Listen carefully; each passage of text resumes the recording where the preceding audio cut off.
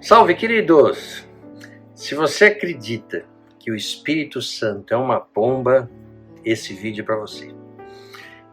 Nesse vídeo aqui nós vamos ter que ir um pouco mais devagar, porque o conceito é complexo. Complexo hoje, imagine vocês há 3, 5, 2 mil anos atrás. O Espírito Santo é uma das 3 pessoas, eu vou aprofundar isso mais para frente, 3 pessoas da Santíssima Trindade, juntamente com Deus Pai e Deus Filho. Essa doutrina da Trindade é central para o cristianismo, onde ele afirma que Deus é um só em essência, mas se manifesta em 3 pessoas distintas. Essa compreensão é baseada em passagens bíblicas que revelam a interação e a coexistência dessas 3 pessoas divinas. Por isso que a forma definida pela igreja de fazermos o sinal da cruz é esse, né? Então você tem os 3 dedos, que é a Santíssima Trindade, e os 2 para baixo, que significa que Jesus Cristo era ao mesmo tempo divino e humano, tá? Então, o jeito definido pela igreja de fazer o sinal da cruz é com esse formato aqui da mão. Bem, a palavra Trindade ela não aparece explicitamente na Bíblia, mas o conceito é claramente apresentado nas Escrituras. Então, por exemplo, em Mateus, capítulo 28, versículo 19, Jesus instrui os discípulos a batizar em nome do Pai, do Filho e do Espírito Santo. Esse versículo destaca a unidade e a coigualdade das pessoas divinas. O Espírito Santo é frequentemente descrito como a presença de Deus ativa no mundo e na vida dos fiéis.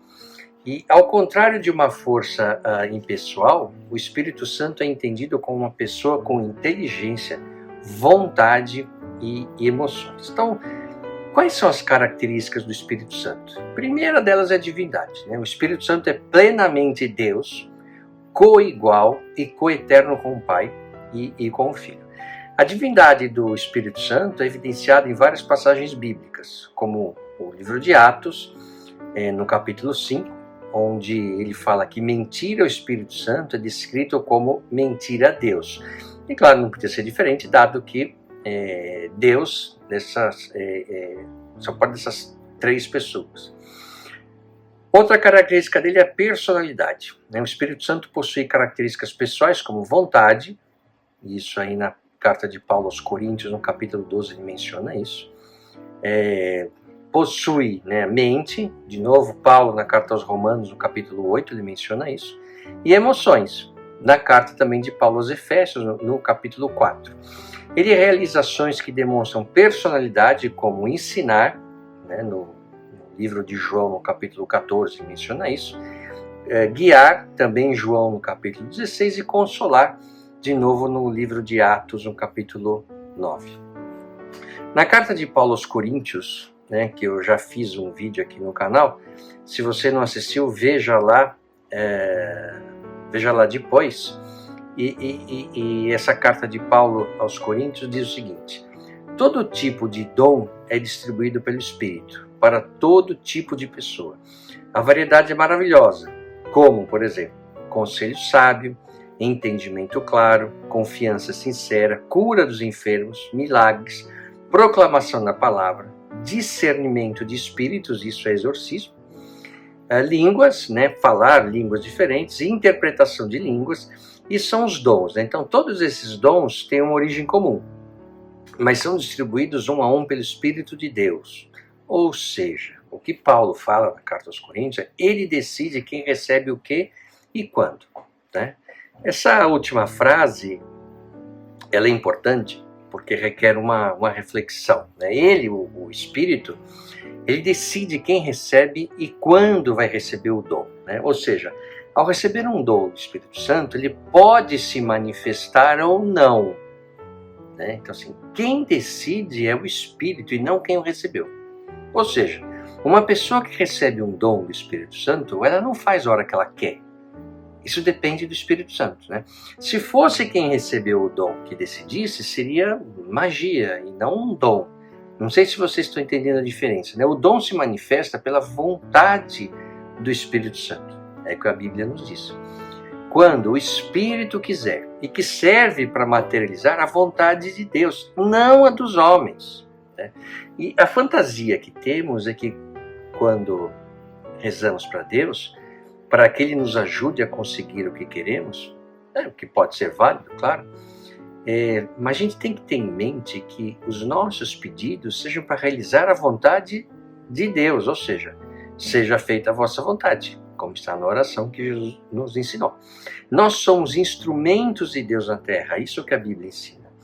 E é por isso também que quando Moisés, no livro do Êxodo, pergunta a Deus na sarça ardente, se você não sabe o que é sarça ardente, assista o vídeo lá que eu coloquei também sobre Moisés. Quando Moisés pergunta, né, quem é a voz que está falando com ele? Deus responde, eu sou o que sou. Essa expressão no hebraico arcaico tem um sentido de tornar-se. Ou seja, a tradução mais correta desse contexto, quando Deus diz, eu sou o que sou, seria, eu me tornarei o que você precisa que eu me torne. Ou seja, não adianta você tentar rotular ou definir quem é Deus, né?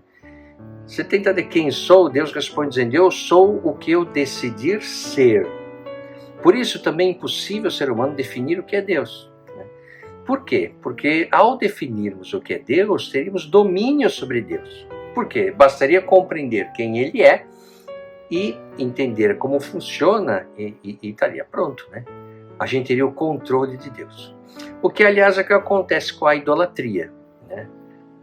As pessoas têm o controle daquele Deus e tentam manipulá-lo.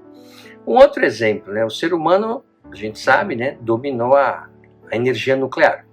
A energia nuclear é muito poderosa, mas ela não tem vontade própria, né? Ao contrário de Deus e do Espírito Santo. A força nuclear ou energia elétrica, elas estão a serviço do homem.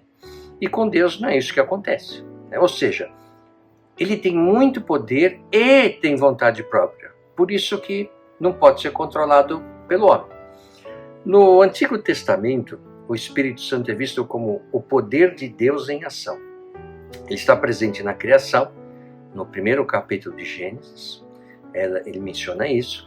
Capacita os líderes de Israel, em Juízes, no livro de Juízes, capítulo 3, e inspira os profetas, no livro 2 de Pedro, capítulo 1. No Novo Testamento, a obra do Espírito Santo é ampliada e intensificada. Jesus promete o envio do Espírito Santo aos seus seguidores como um consolador e guia, conforme está no livro de João, no capítulo 14. O Espírito Santo ele tem vamos dizer assim, um papel central na vida e no ministério de Jesus. Então, desde a concepção virginal, que está no livro de Mateus, no primeiro capítulo, passando pelo batismo de Jesus, onde o Espírito desce sobre ele em forma de pomba, né? Daí que vem o negócio da pomba e tal, e também tem uma outra passagem que eu já vou falar. Isso está em Mateus, no capítulo 3, até na ressurreição, onde o Espírito vivifica o corpo de Jesus, e isso está no livro de Romanos que Paulo escreveu no capítulo 8.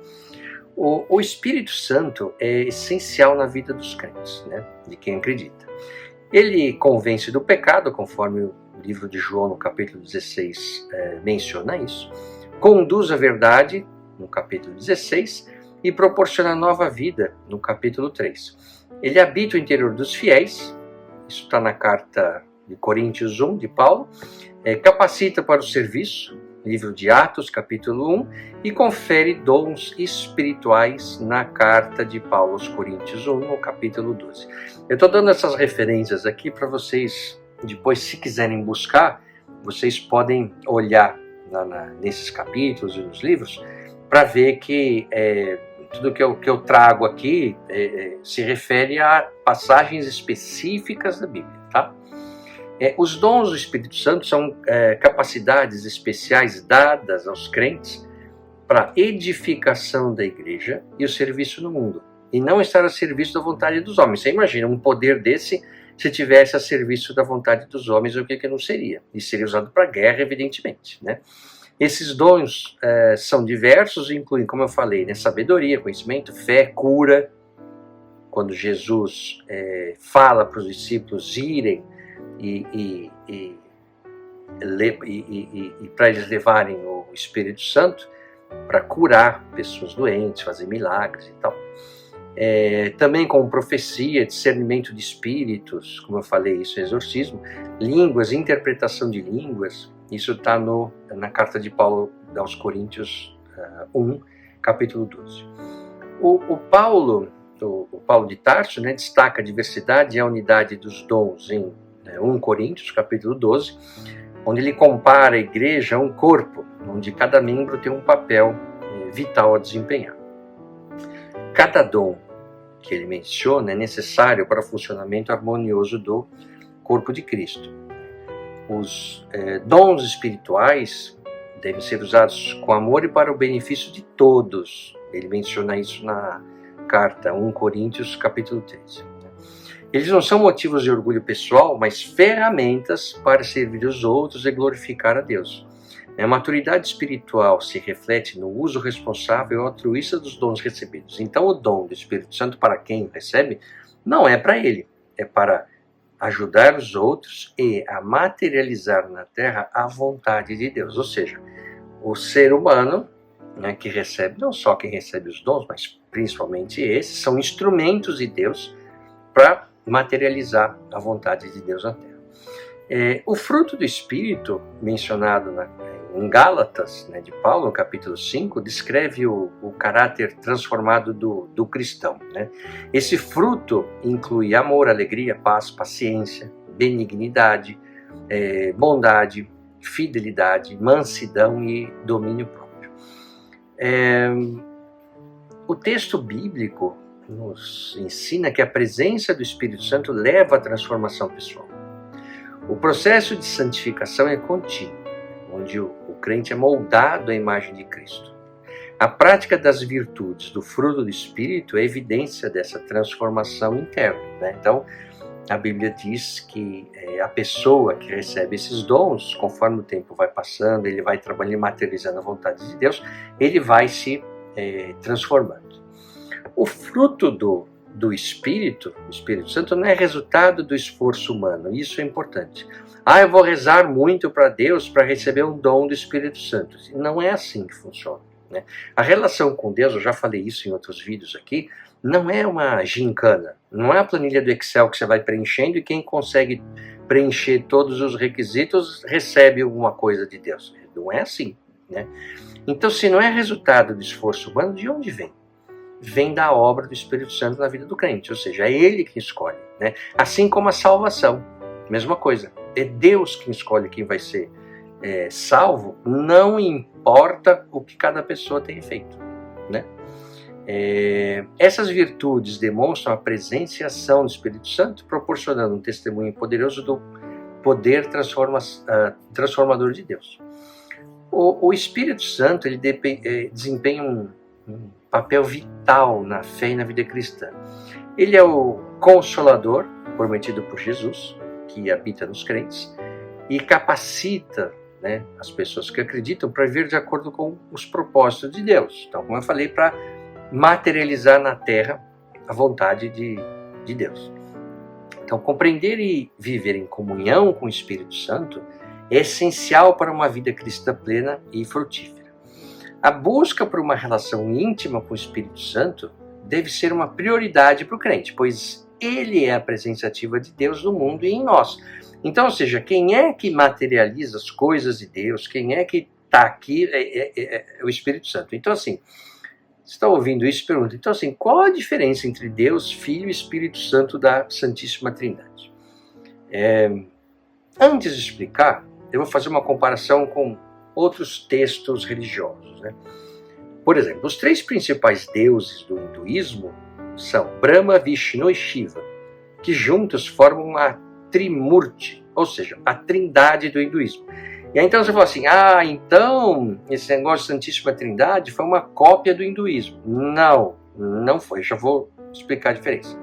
Então assim, Brahma, quem que é Brahma? Eu conheço Brahma. Porque você é hindu? Não, porque eu bebo muito. Não é bem esse Brahma que eu estou falando, né? Brahma, ele é o criador do universo, todos os seres vivos. Por acaso, aqui no Brasil, é o nome de uma marca de cerveja. Imagina que na Índia você chegar lá e falar que no Brasil tem uma marca de cerveja com o nome Brahma, deve ser uma coisa meio estranha de ver, né? Vishnu, quem que é Vishnu? É o preservador e protetor do universo. Para muitos hindus, Vishnu é o Deus universal. E tem o terceiro, Shiva. Shiva é o destruidor e reconstrutor do universo. Shiva também considerado o criador da yoga. Veja só, quando eu falo que Shiva é o destruidor, não é o destruidor do mal, é aquele que acaba com uma coisa para renascer, para renovar, tá certo? Então, cada um desses deuses do hinduísmo tem atributos e funções únicas no cosmos. Por exemplo, Shiva é representado com feições masculinas, com uma cabeça e 4 braços. Eu acho que você deve ter visto esse deus em algum lugar aí, que tem um homem com 4 braços, esse é Shiva. Muitas vezes segura um tridente, que representa a Trimurti, que é a Trindade. Então, dos vários deuses, né, e a religião hindu tem muitos deuses, né, esses 3 se destacam. Brahma, que é o criador, Vishnu, o preservador, e Shiva, o destruidor. Então, criação, preservação e destruição são os 3 momentos da atividade divina. Os Vedas, que são 4 livros, são os livros sagrados dos hindus, os Vedas, né, eles consistem em vários tipos de textos, incluindo mantras, hinos, orações, encantações, mágicas, fórmulas, rituais, encantos, narrativas, textos filosóficos. É um texto bem intenso, é muito diferente do que a gente está acostumado. É uma religião com mais de 6.000 anos, né? Então, assim. E tem outros livros sagrados também de outras religiões, que é o Bhagavad Gita, que é o livro sagrado do hinduísmo, que significa a canção de Deus. O Alcorão, que é o livro sagrado que contém o código religioso, moral e político dos muçulmanos. O Vedas, que eu já falei, né? O Tao Te Ching, do taoísmo. O Zendavesta, do zoroastrismo. A Torá, o Talmud, que contém a lei oral, a doutrina, a moral e as tradições dos judeus, e que surgiu da necessidade de complementar a Torá, e o livro que estamos estudando aqui, que é a Bíblia. Muito bom. Todos esses livros são legais, né? Mas eu fiz essa comparação para dizer que, ao contrário do hinduísmo, que tem como seus principais deuses os 3 Brahma, Vishnu e Shiva, a Santíssima Trindade judaico-cristã não são 3 deuses. Isso seria, de acordo com a religião judaico-cristã, isso seria politeísmo. Então, a doutrina judaico-cristã diz: só existe um único Deus. A Santíssima Trindade, com o Pai, o Filho e o Espírito Santo, é apenas um Deus único. Ok? Não existe essa coisa de Santíssima Trindade ser composta por algo que, por exemplo, assim, tem um que eu não sei direito o que é Deus. Né? Um homem que foi crucificado, que é Jesus, esse já dá para entender melhor, e uma pomba. Né? Sim. Ou seja, quando você estiver andando por uma praça e ver várias pombas no chão, você não vai achando que a praça está cheia de Espírito Santo. Né? Aliás, se você vê isso, sai de perto, porque as pombas espalham muitas doenças. Né? E assim, mas caramba, eu sempre entendi. Se eu perguntar para 10 pessoas, o que é o Espírito Santo? Eu acho que 12 vão falar que é uma pomba. Né? Então, mas de onde veio essa história? Né? Alguém contou para a gente, né, que Espírito Santo é uma pomba. Então, essa história da pomba, ela vem de basicamente 2 passagens da Bíblia. Né? Primeiro, A pomba aparece na história da Arca de Noé, que eu já fiz um vídeo aqui também. Quando Noé tá lá chovendo e tal, 40 dias, 40 noites, aquela coisa toda, para de chover, fala, pô, mas será que já tá bom para sair da arca? Né? Então o que ele faz? Ele envia uma pomba para procurar a terra, para ver se as águas já baixaram. A pomba volta ao barco com um ramo de oliveira no bico, anunciando que a terra está próxima e pode ser habitada novamente. Então, aliás, essa árvore, né, oliveira, ela é fundamental na cultura ocidental. No batismo de Jesus, o Espírito Santo desce sobre ele em forma de uma pomba também, enquanto ele ora. E uma voz do céu diz: você é meu filho amado, em você me agrado. Né? E apareceu uma pomba.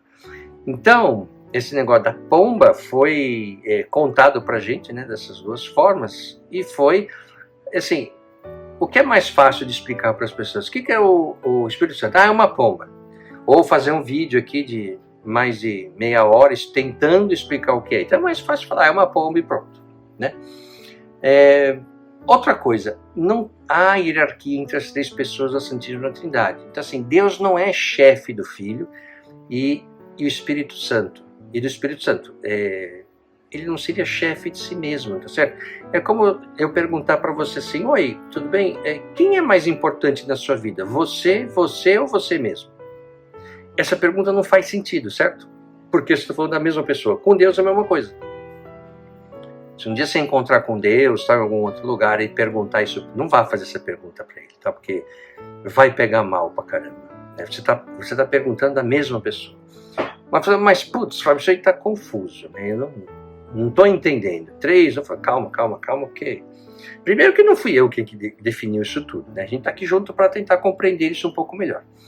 Então, assim, a doutrina da Santíssima Trindade é um dos mistérios mais profundos do cristianismo e refere-se à crença de que Deus existe em três pessoas distintas, né? Mas coiguais e coeternas. O Pai, o Filho, que é Jesus Cristo, e o Espírito Santo.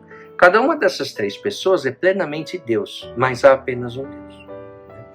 Então agora eu vou tentar explicar em mais detalhes a diferença entre Deus Pai, Deus Filho, Deus Espírito Santo. Então veja só, eu não estou falando de Pai, Filho e Espírito Santo, eu estou falando de Deus Pai, Deus Filho e Deus Espírito Santo. Ou seja, os três são Deus, mas de um só. Muito bom. Qual que é a natureza e função de Deus Pai? Bom, ele é o Criador, né? Deus Pai é muitas vezes referido como o Criador de tudo que existe, ou o grande arquiteto do universo, né? Em alguns grupos é mencionado assim. Ele é visto como a fonte de toda a vida e o sustentador do universo. Você acha isso em Gênesis, no capítulo 1, e em Coríntios 1, no capítulo 8. Ele é soberano, ele exerce autoridade suprema sobre toda a criação, sua vontade é perfeita e imutável, e ele governa com justiça e amor. Isso está no Salmo 103, versículo 19. Também fiz um vídeo sobre Salmos, você pode ver. Relacionamento, Deus Pai é o Pai de Jesus, Cristo, em um sentimento único e especial, mas também é Pai de todos os crentes que são adotados na sua família por meio de Jesus. E isso está onde? Na carta de Paulo aos Romanos, no capítulo 8. Quais são os atributos de Deus Pai? Onipotente, assim, todo-poderoso e capaz de realizar tudo o que ele deseja. Onisciente, todo conhecedor, sabendo tudo o que aconteceu, acontece e acontecerá. E onipresente, ele está presente em todos os lugares ao mesmo tempo. Essa questão de onisciente, que ele conhece tudo, sabe tudo, agora e do futuro, entra aquela questão do livre-arbítrio. Se nós temos livre-arbítrio, então se Deus já sabe o que nós vamos fazer. Mas isso é uma discussão que, sim, é impossível entrar agora, senão nós vamos ficar aqui até amanhã falando disso. Agora vamos falar das características de Deus Filho, Jesus Cristo. Qual que é a natureza em função dele? Então ele é Deus encarnado, para quem acredita, evidentemente. Jesus Cristo é Deus Filho, que se fez carne, nascendo como um ser humano. Isso está no primeiro capítulo do livro de João. Ele é plenamente Deus e plenamente homem. Aí você fala, vixe, como assim? É bom, assim mesmo, né? Ele é Deus e homem ao mesmo tempo, né? Como é Deus, ele faz milagres, e como homem ele sente fome, sede, sono, cansaço, tem gripe, dor de barriga, se comer alguma coisa errada, certo? Outra função dele, natureza redentora, a principal missão de Jesus foi redimir a humanidade, né? Porque ele morreu para redimir os nossos pecados. Ele fez isso vivendo uma vida sem pecado, morrendo na cruz pelos pecados da humanidade e ressuscitando no terceiro dia. Está no livro de João, capítulo 3, e na carta de Paulo aos Romanos, no capítulo 5. E intercessor, após a sua ressurreição e ascensão, que ele ascendeu aos céus, Jesus se sentou à direita do Pai e intercede pelos crentes. Isso na carta de Hebreus, capítulo 7.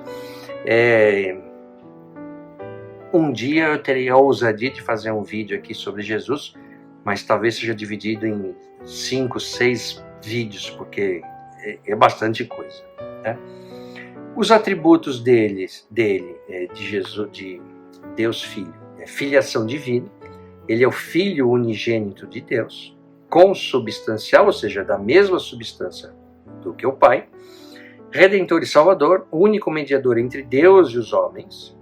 Rei dos reis, ele retornará para julgar os vivos e os mortos e estabelecer o seu reino eterno. Você vê isso muito que eu também já fiz um vídeo aqui, no livro de Apocalipse de João, né? Agora vamos falar do Deus Espírito Santo. Qual é a natureza e função dele? Consolador, né? Jesus prometeu enviar o Espírito Santo como Consolador, que estaria com os crentes para sempre, no livro de João, capítulo 14, está mencionado isso. Santificador, o Espírito Santo transforma os crentes à imagem de Cristo, guiando-os à verdade e produzindo frutos espirituais em suas vidas. Isso está na carta aos Gálatas de Paulo, no capítulo 5. Lembrando que eu já comentei aqui, quando a gente reza, nosso objetivo não deveria ser chamar Deus para nos ajudar, mas nos elevar para chegarmos mais próximos à divindade, tá certo? E doador de dons. Então, quem doa os dons? É o Espírito Santo. Então, ele concede dons espirituais aos crentes para edificação da igreja e cumprimento do ministério. Isso está na carta de Paulo aos Coríntios, Coríntios 1, capítulo 12. Os atributos dele: onipresente, presente em todos os lugares e habitando no coração dos crentes. Onisciente, conhece todas as coisas, inclusive os pensamentos de Deus.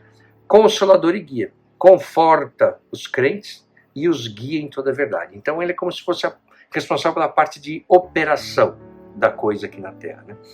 Então assim, embora cada pessoa da Trindade tenha papéis e funções distintas, eles operam de forma inseparável e harmoniosa. Então, eles têm uma unidade essencial, então todos compartilham da mesma essência divina.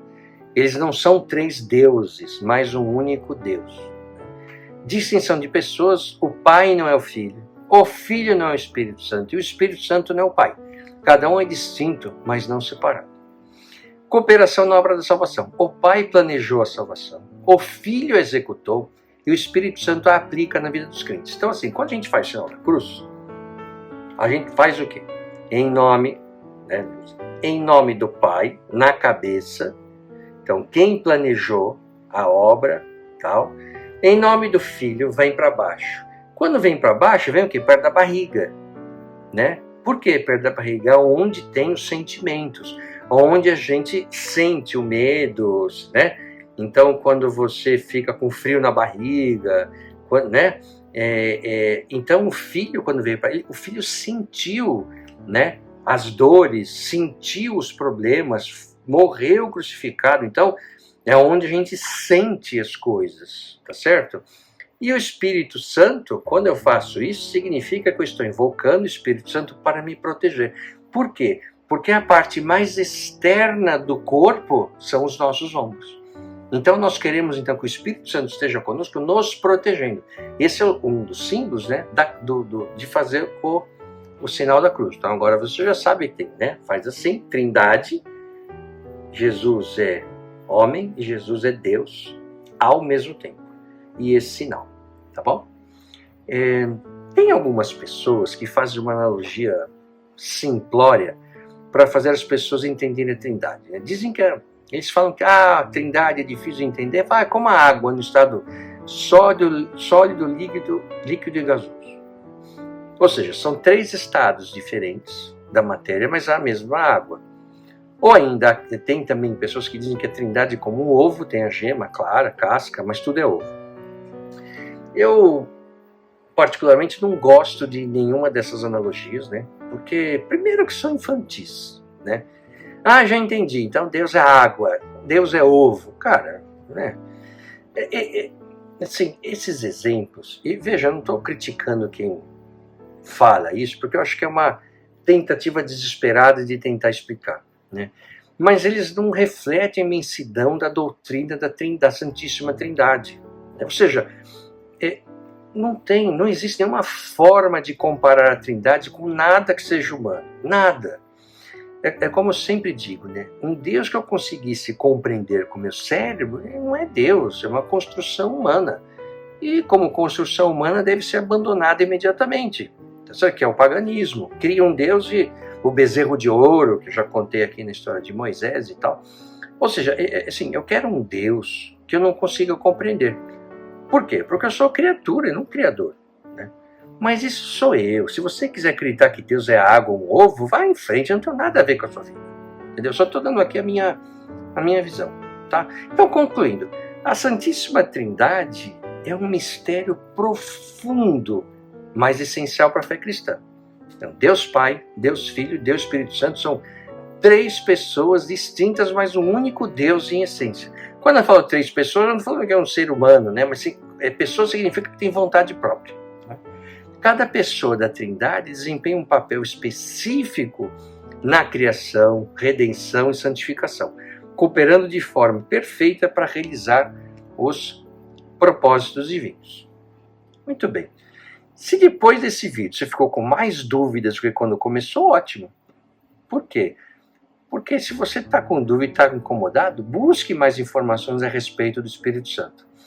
É assim que o estudo da Bíblia geralmente acontece.